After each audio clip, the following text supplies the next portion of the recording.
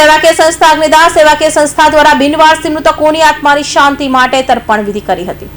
સુરતની સેવાકીય સંસ્થા દ્વારા બિનવારસી મૃતકો પણ તર્પણ વિધિ હતી। સુરતમાં વર્ષોથી અગ્નિદાન સેવાકીય સંસ્થા દ્વારા બિનવારસી મૃતકોની આત્માની શાંતિ માટે તર્પણ વિધિ કરે છે। હાલ શ્રાદ્ધ પક્ષમાં અગ્નિદાન સેવાકીય સંસ્થા દ્વારા 271 બિનવારસી મૃતકો માટે તર્પણ વિધિ કરાઈ હતી। અશ્વની કુમાર વૈદરાજ હોવારા ખાતે શ્રાદ્ધ પક્ષ નિમિત્તે તર્પણ વિધિ કરવામાં આવી હતી।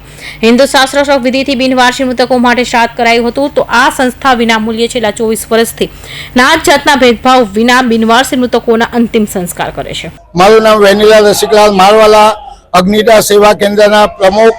અગ્નિદાન સેવા કેન્દ્ર દ્વારા સુરત શહેરમાં બિનવારસી લાશોનું વિનામૂલ્યે ન્યાત જાતના ભેદભાવ વગર અંતિમ સંસ્કાર કરતી સંસ્થા દ્વારા આજે ભાદરવા વદ 14ને મંગળવારના દિવસે આખા વર્ષ દરમિયાનમાં 271 લાશોના ફોટા મૂકી હિન્દુ ધર્મ શાસ્ત્રોક્ત વિધિ અનુસાર બ્રાહ્મણો દ્વારા એમની શ્રાદ્ધ વિધિ કરવામાં આવી રહી છે।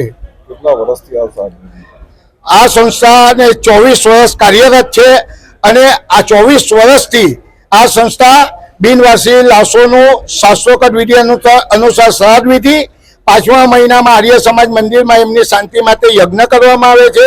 ત્યારબાદ લાવારીસ લાશોની ઓળખ થાય એ માટેના ફોટા મૂકી અંબાનગર સોશિયો સર્કલ પાસે એમનું પ્રદર્શન કરવામાં આવે છે અને આ સંસ્થા દ્વારા બિનવારસી લાશોની અસ્થિઓનું વિસર્જન નાસિક કરવામાં આવે છે અને વર્ષ દરમિયાન પુષ્કર, હરિદ્વાર અને સોમનાથ પ્રભાત પાટણ જેવા તીર્થધામોમાં આ લોકોની મોક્ષની ગતિ માટે પિંડદાન અને અસ્થિનું વિસર્જન કરવામાં આવે છે આ સંસ્થા દ્વારા।